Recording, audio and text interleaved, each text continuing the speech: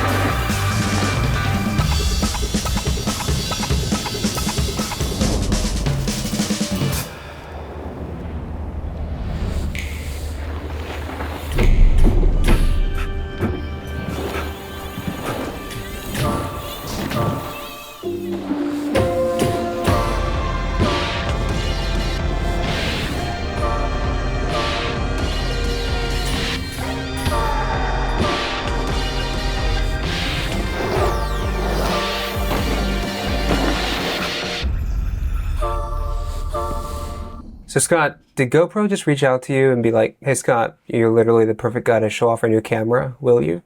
Is that how it went down? Yeah, they emailed me in December and they were like, "Hey, we've got a crazy new camera and we're looking for someone to give it a test drive." So yeah, I was pretty stoked to get that email and got to play around with it in February. Yeah. So what do we think? Has GoPro reached new ground? Is this then breaking into the cinema camera world? I'm curious to see what people do with this because it is by far their best camera and their most capable. I think that it's gonna give like some cool new opportunities for stuff because it's like, sure, you could put a Rialto in harm's way, but that's still like 20 grand plus or whatever those things cost if you break it. Whereas these cameras are what, 600 US or something. So it's like a little bit less dangerous if you put it in harm's way. Plus you can still put good lenses on it and get that quality depth of field. So I think this will be a pretty good little game changer for a lot of people's workflow. Yeah.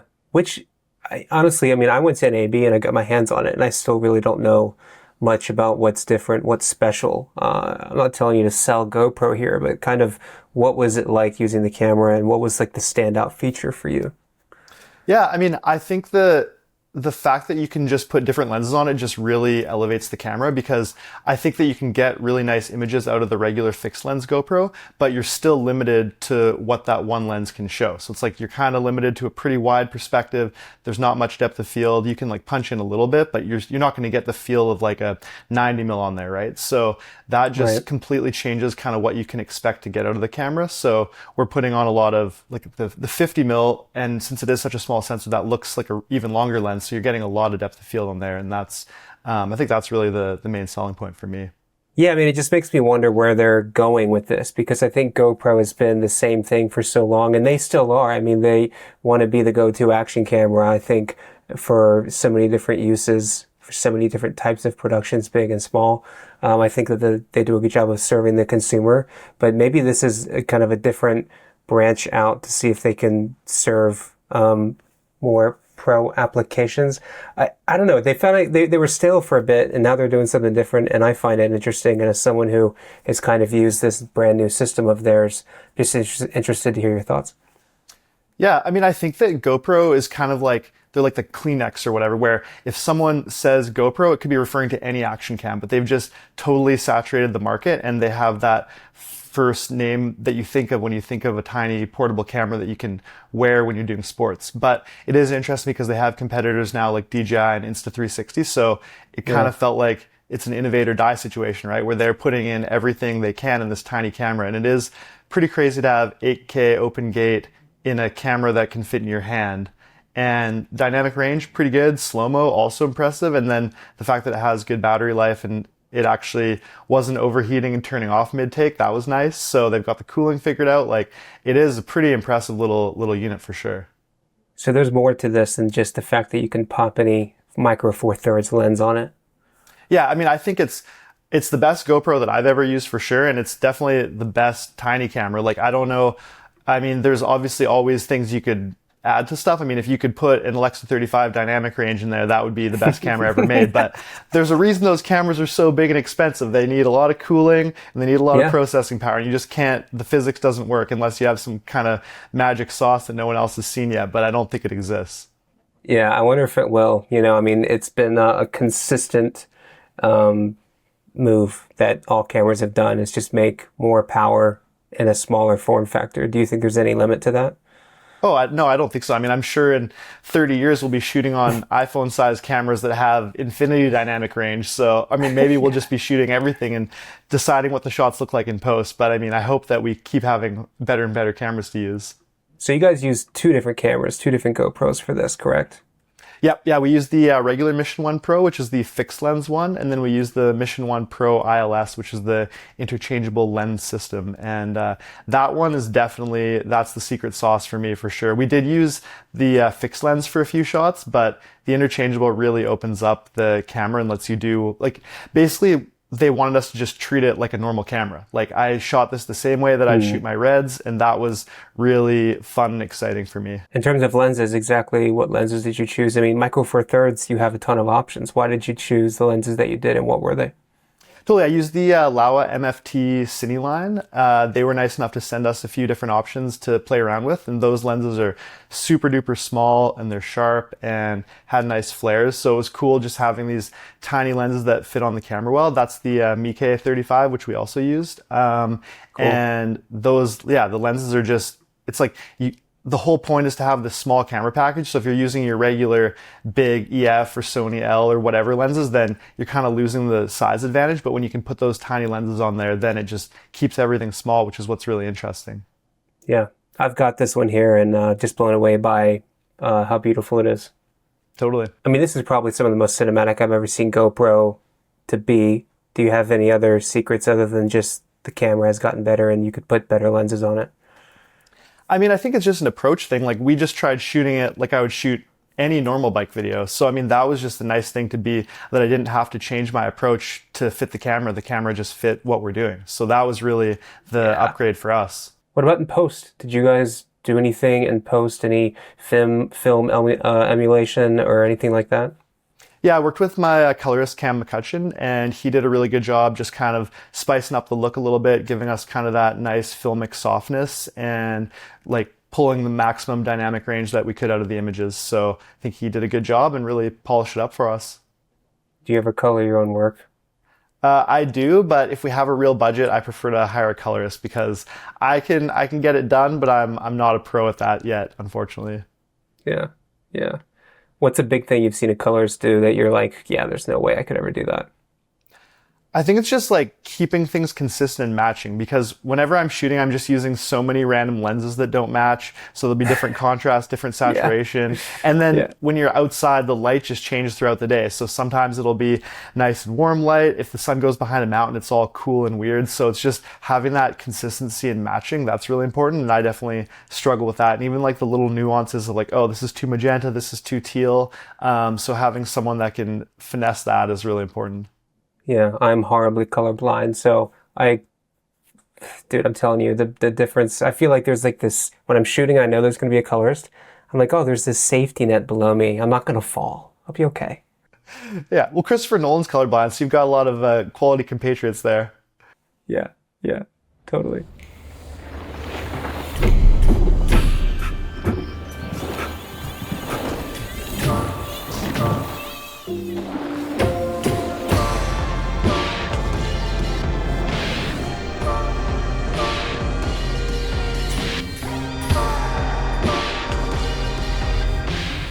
Okay, Scott, you're a master at making the most out of the least and being smart and clever and rigging. And I know it's not all you. I know Robin Menshaw has a lot to do with this stuff. But I want to just kind of walk through some of your shots and some of the setups and some of like the ways that you guys really cleverly made some of these shots possible. Specifically, I mean, you guys literally just seem to have the camera on the edge, like on the end of a pole. To talk to me about this. Yeah, there's a couple pole cam shots in this. It's kind of fun because the camera's so small and light. You couldn't really do that with a Red Gemini or whatever, because unless you have super strong arms, I guess. But we just wanted to have that flexibility, put the camera in super close to them, and we were trying to kind of fly it with the riders through the air, which would be way harder with a bigger camera. So there's 2 shots with the pole cam in the video, so that was kind of fun to, or 3 shots actually. Yeah, let's find them. That shot through the trees there, that's the pole cam, kind of mimicking a crane. The one underneath in the snow, that one's pole cam. And then there's one other one, one of the last God ray shots near the end. That shot's pole cam as well. And it's hard. I mean, I would have probably liked a few more takes, but light was running out, so that's what's in the video. Yeah. Let's talk about that light, dude, because that light's great. But I think what really makes it sing is this fog. Can we talk about your fog approach here? Because I know you've had a few in the past. Yeah, so I mean, obviously it's better if you can just wait and get Mother Nature to provide the fog. But for this one, we just used the Hesse smoke machines, and we had 2 of those going, and people are just running around in the woods. And it's hard because it does put out this like really thick cloud that does not look natural. So you just kind of have to wait till the wind blows it around a bit, and then it gives you those God rays, which is what we're looking for. So yeah, we were lucky that the light was firing that day, like in the perfect spot, and the wind was good, and it just worked out. Do you know anything about this exact setup here? Yeah, like so what this is? Yeah, this is called a Hesse smoker, and we rent them. They have a bunch of them in Vancouver at various rental houses, but it's basically a propane canister, has a flame that heats up, and then it kind of atomizes like this glycerin water, I think it is, the fog juice mixture, and then it just sprays it out. Then you pump it up with a bike pump, so it has compressed air in there, and then you use the trigger, and it sprays out the fog, and you're good to go. I was in Kentucky one time on set, and they had me do this. We had 2 of them, but they weren't this exact thing, which is why I'm asking. We used like a bug fogger, and it was like a mineral oil, which sounds kind of similar to what you guys are using. And sometimes I suggest this to people, but it can get dangerous, dude. Like, I accidentally turned mine into a flamethrower because I gassed it too much. Oh yeah, no, that's happened to us for sure. Luckily, the forest was super wet. I mean, it snowed, so it was quite cold and wet. There was no danger, but we definitely had a little flamethrower action once for sure. Yeah. Yeah, I think anyone who's looking at this, it can be a really great budget-friendly way to smoke up an entire forest, but you have to have someone who really knows how to work that thing, because if you overdo it, it could be a real danger. So, full disclosure, this is for the pros only, but it is a super effective tool. Don't try this at home. Do not try this at home, and do not say you got it from here. Real quick, back to pole shot. I thought that this shot might have been pole shot because of how freaking close that tire gets to the camera. My God, gimbal. Did someone get... It's gimbal. Wait, did someone get knocked out? No, that's me with the gimbal. We definitely got close, but we're all good. Cable cam, in 3, 2, 1, go!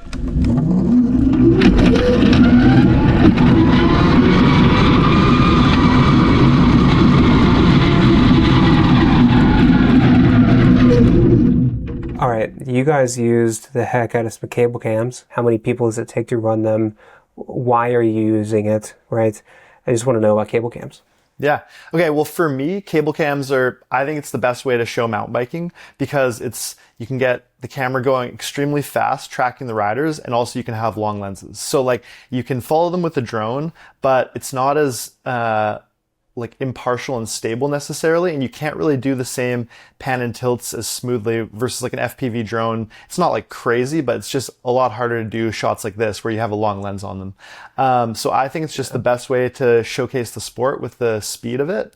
And then for this project, GoPro really wanted us to treat their camera like any normal cinema camera, and then they also wanted to show how we're using it. So they basically wanted us to use as many cool techniques as we could. So that naturally made me think of a cable cam. Yeah. And then, and so there's two types of cable cams. You can do a gravity cable cam or you can do a remote control cable cam. And we did both for this shoot. Oh, I see. Yeah, you're actually controlling. What system does that? That's pretty sick. This guy, yeah, what is this? Yeah, so we like to have we set up the DJI transmission to have remote control pan and tilt on this. So I'm able to monitor through my phone, and then it uses the accelerometer in the phone to map the movement of the tripod onto the camera gimbal. So if you pan and tilt the tripod, the gimbal will do the same, and that's a really nice way to operate. Okay, so it's the GoPro talking to the phone and then the DJI system? Yeah, it's a DJI SDR transmission, and then that syncs up with the Ronin S, so then you can control pan and tilt really well. That's sick. That's sick. Now, is this gimbal technology handmade by people like Robin Menschall, or can you just go buy one? Yeah, you can just buy this stuff. I mean, the nice thing about the Ronin S and the SDR transmitter is they're not like cheap, but they're not that expensive. For $2,000, you can have a gimbal that you can wirelessly control pan and tilt on. So that's pretty nice. And also you can monitor. So I think that's fairly accessible for most people. Yeah, but the cable cam system itself with the cables and the sled and everything and the ability, like the knowledge on how to maneuver it, what does that take for someone who's never used it before? Yeah, that's a little bit more of a can of worms. When I was starting out, it was exclusively gravity cable cams. So I would buy a bunch of stuff from Home Depot, just buy some pulley wheels, buy some climbing rope, and then I made my own. So I would just have the camera on a ball head on this sled that slid down a climbing rope, and there was no braking system. I would just have a bunch of towels at the end of the line. It would hit it going full speed, and you couldn't pan and tilt the camera. So basically, you have a fixed angle, it accelerates, and then it hits a bunch of towels and stops. So it got some nice shots, but there's just not a lot of granular control, and also it's just like hitting the camera super hard. So like that's probably not the best for it, but that's how I started doing cable cams, and I did them that way for years. But now we've leveled up a little bit. Robin has a Noxon remote control cable cam system that we regularly use, and then this one you're seeing here in the behind the scenes, that's the gravity system that we actually did some manned cable cams on, but we also tried it with just running the gimbal as well. So this is a classic technique from old mountain bike films. It's a manned cable cam, and I'd never actually done one until this shoot, so pretty exciting. Working out all the kinks. It's a little bit scary going super fast backwards because you never know what's going to happen, but we've got a trustworthy crew here, so everything's safe and under control, and hopefully get the shot. You did this cool thing where it's a little different. Let's talk about this setup. Yeah, so I grew up watching mountain bike movies shot on 16mm film, and back in the day, this is how all the cable cams were done. You would do a manned cable cam holding your Bull-X, your little Area SR2 or 3, and you would be flying through the forest with the riders shooting it. And for this, I really wanted to do this pretty complex oneer and have the camera passed off to me, and then I would rip through the trees with the camera. So I'd never done manned cable cam before, so this was a first for me. That's sick. That's sick. This footage is crazy. You're a brave guy. How'd it go? Did it work? Well, it worked for about 7 or 8 tries, and we were kind of like getting the timing right, dialing it in, and then the last time the braking system actually failed, and I didn't stop where I was supposed to, and I smoked a tree. So not ideal.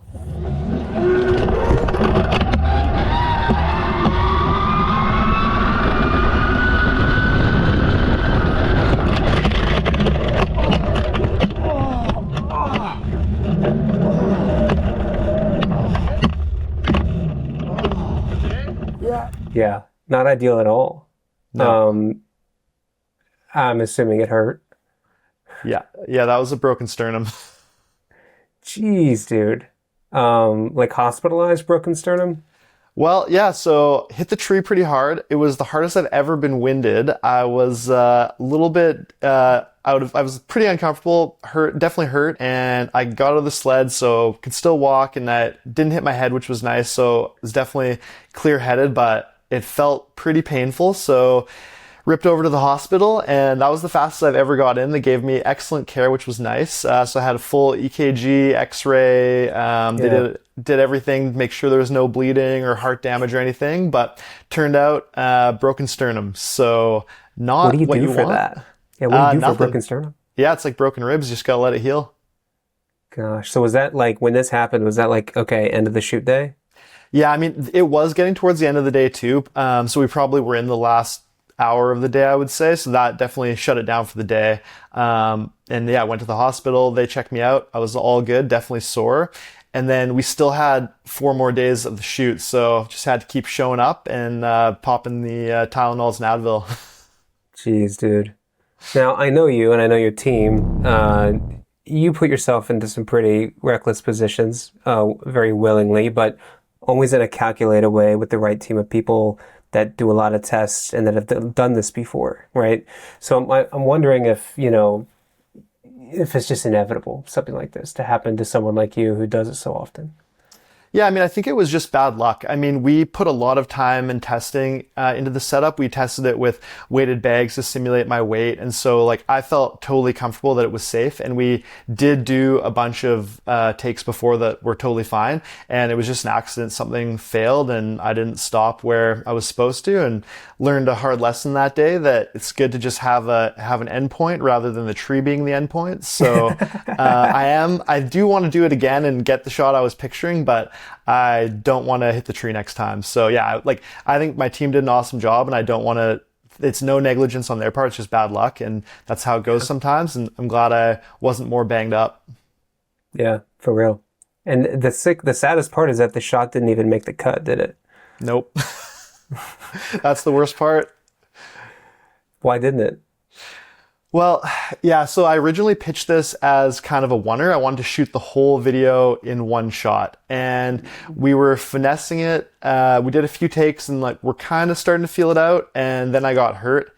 So when I came time to edit it, it just wasn't really playing. I don't think GoPro really liked it. I didn't really like it. No one was happy. So we kind of just abandoned the original pitch, and I ended up shooting 3 more days for it after the GoPro people went home. So it ended up being completely different from what I pitched, but I'm hoping that they're happy with how it turned out, and it's a good reflection on their camera and entertaining for viewers.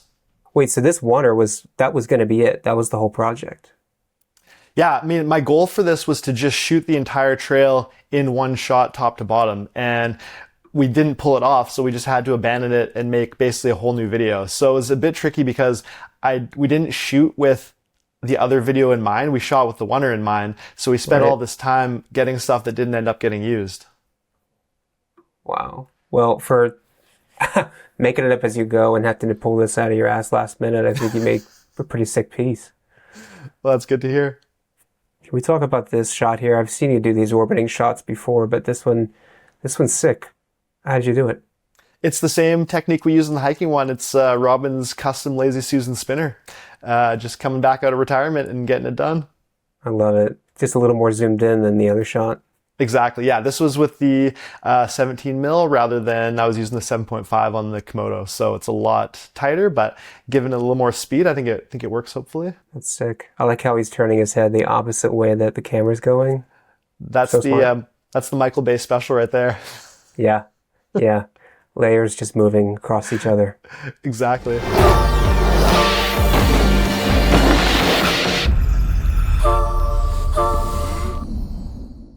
That's a cool shot of the moon. Not something I ever expected a GoPro could get. How did you shoot those?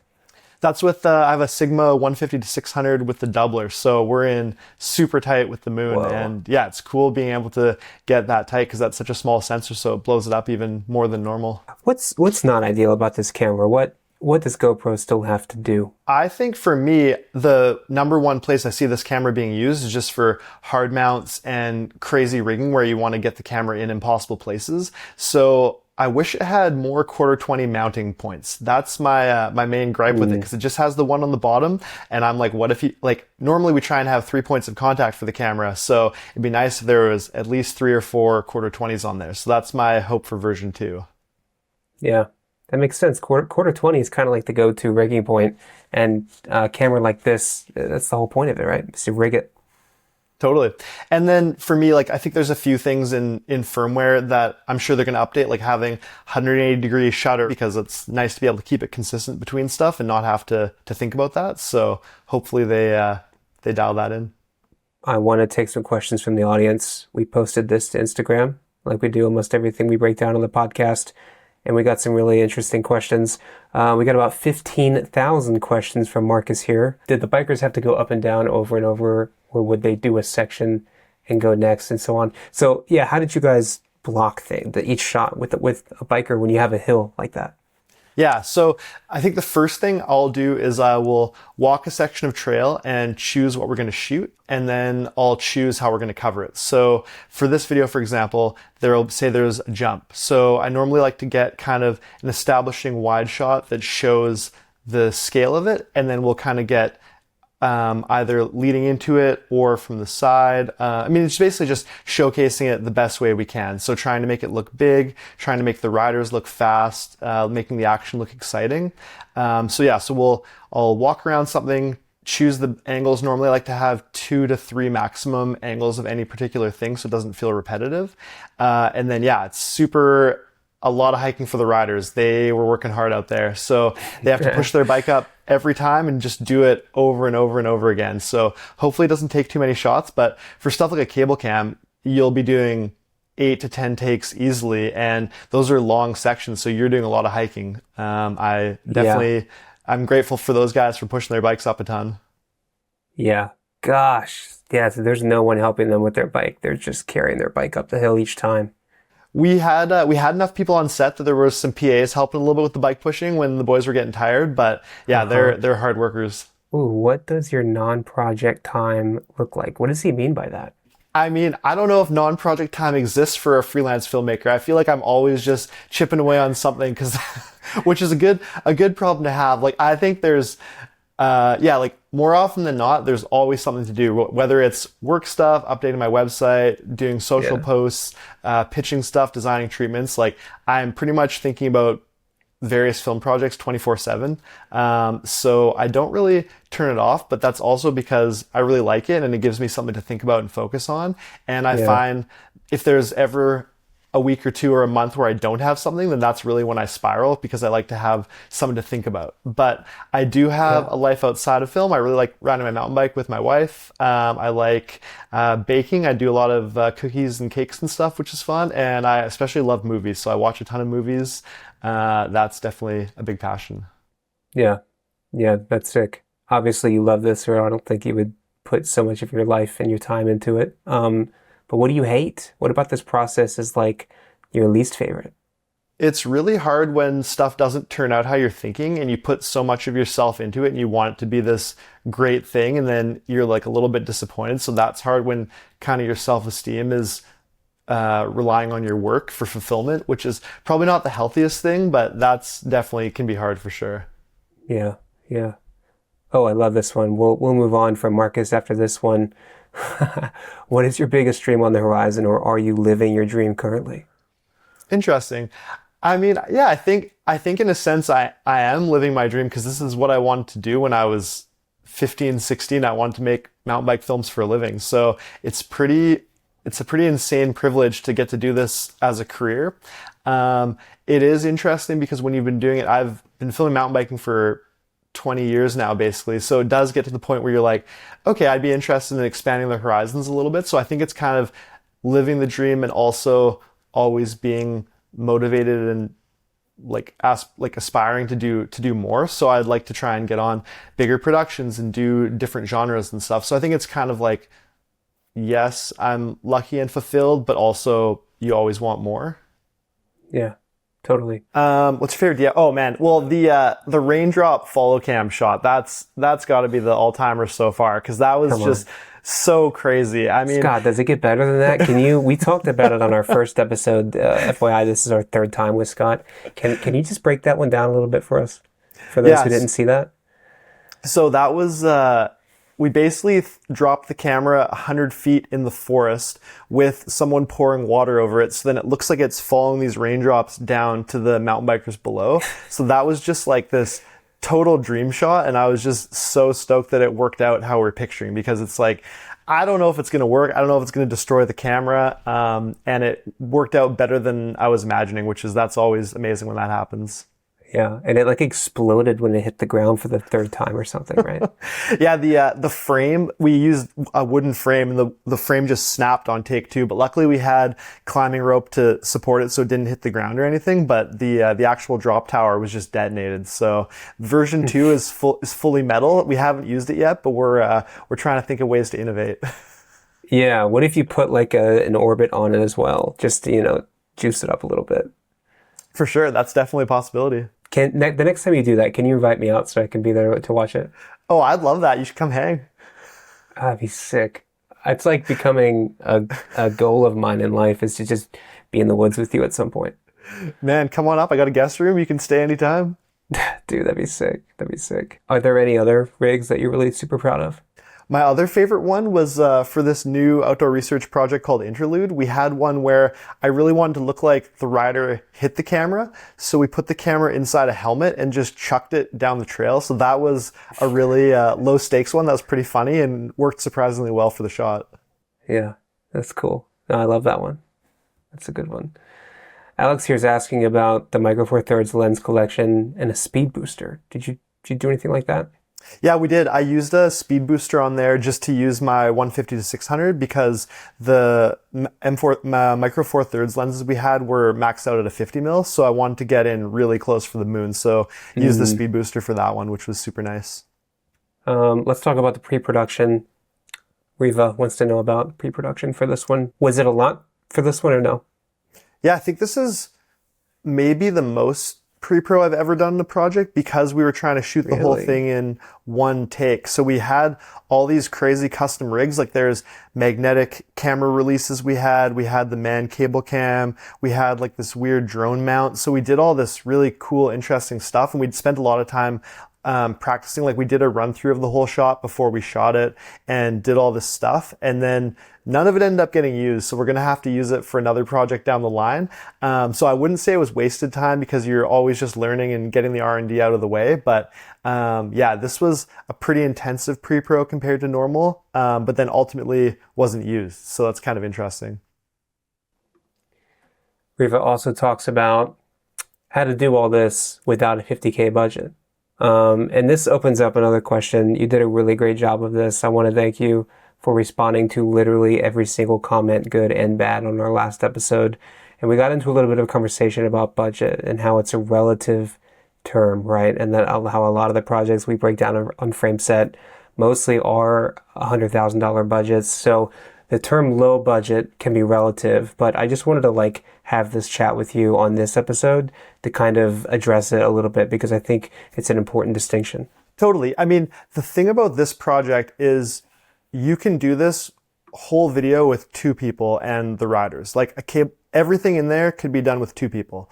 I could have colored it myself. I could have sound designed it myself. You need 2 people for the cable cam because you have 1 person operating the sled and 1 person operating the gimbal. So if you have a low budget, you can do it all with 2 people. But the thing about that is it takes way more time and it probably won't be as good. So if you spend the time, you can kind of even that out. So I think that the money basically goes to just having more help on set, doing more in fewer days, and then hopefully doing it at a higher quality level. So for this project, I think I had 10 people on set because what we were trying to do was pretty complicated with the man cable cam.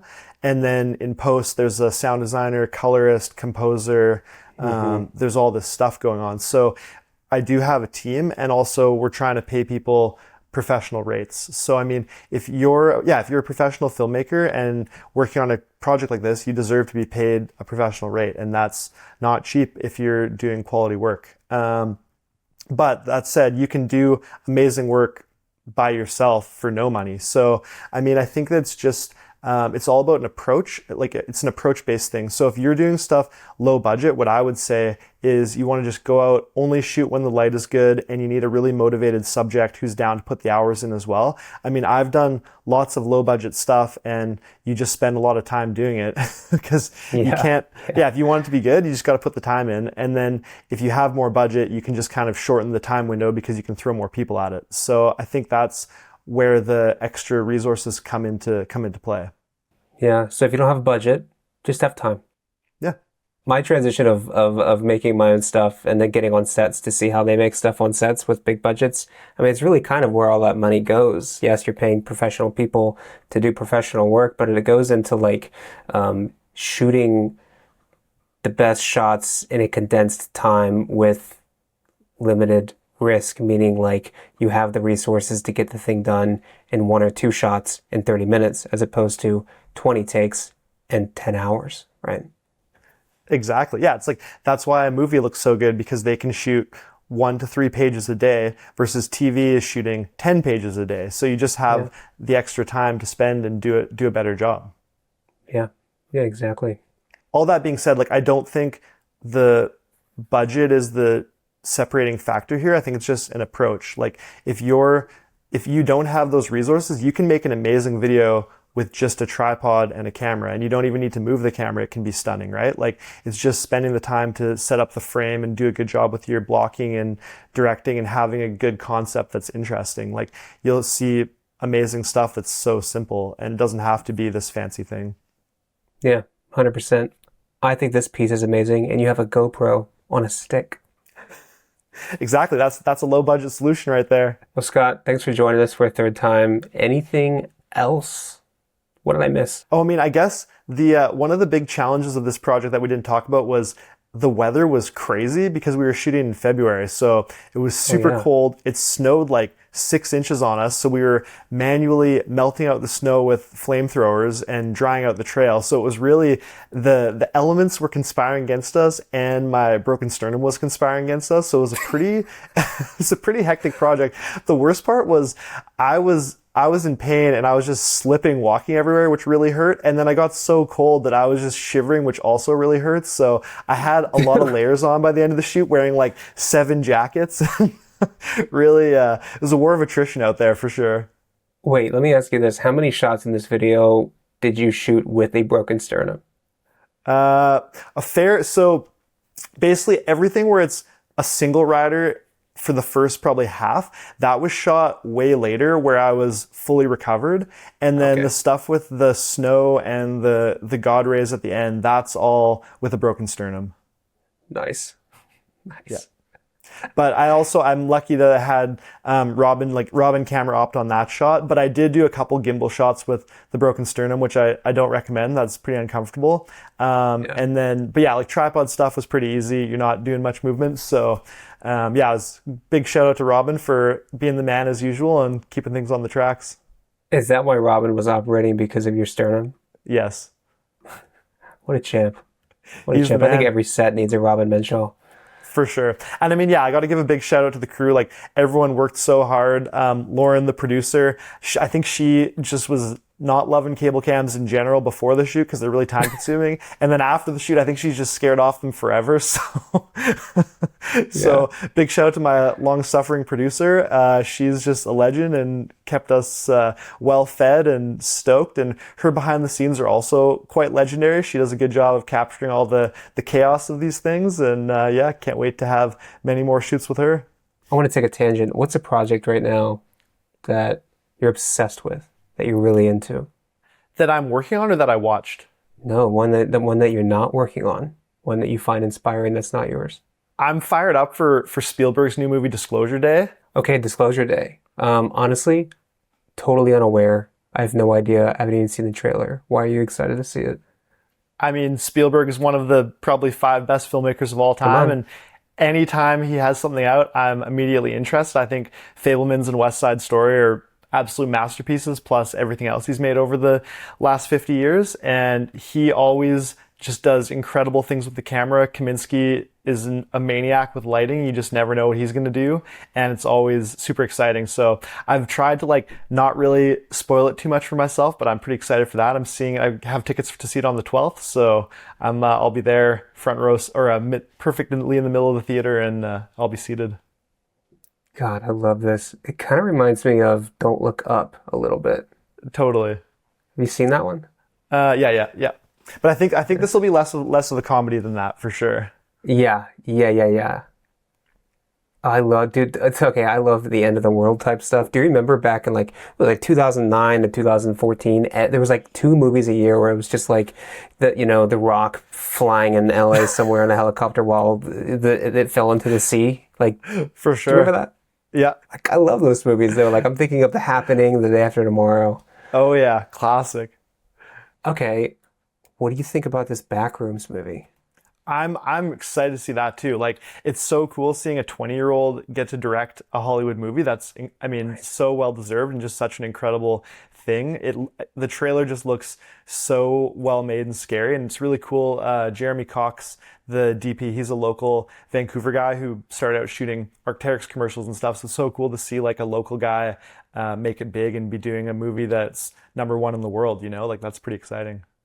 It's so sick. Maybe it's my obsession with VHS vintage, that look, or just liminal images, the liminal spaces, movement, if you will, and imagery. I'm obsessed with it. The stuff you've been shooting is great. That lightning strike you got was insane. Dude, I love that thing. And I also love that it was my first camera. We had a previous episode. This episode will come after it, but Olivia Rodrigo's music video was shot by Todd Bonhazel, and they used like those old cameras, so we got to nerd out on that stuff. That's super cool. That video looks amazing. Oh, it's so cool. It's funny. His thing was, I was like, the biggest question was, how did you make a camera so shitty look so good? And his main argument was like, what are you talking about? These cameras look great. They don't look like shit. Well, I guess it was like state of the art at the time that wasn't film, hey? Yeah. He talks about like how they're actually really good at capturing faces and how the color science is so naturally rich. And I thought that was a really interesting argument against them being shitty cameras, basically, nowadays. That's great. I love there's that Brian Eno quote that I love that's like, all the defects and artifacts of a medium will eventually, through nostalgia, become like the things people like about something. That quote's really good. I'm paraphrasing it badly, but I always enjoy that No, one. I get it. Yeah. It's the things that are imperfect about an image that makes us not just want to call it AI, Totally. Cool, man. Well, Scott, thanks so much for a third time. I think we covered a lot of ground, and I can't wait to do this again. Yeah, thanks so much. I hope I don't overstay my welcome, but I'm always stoked to be back, and hopefully I'll have some more crazy stuff that's worth talking about. I guarantee you will. Cheers. Sweet. Thanks so much. Have a good one.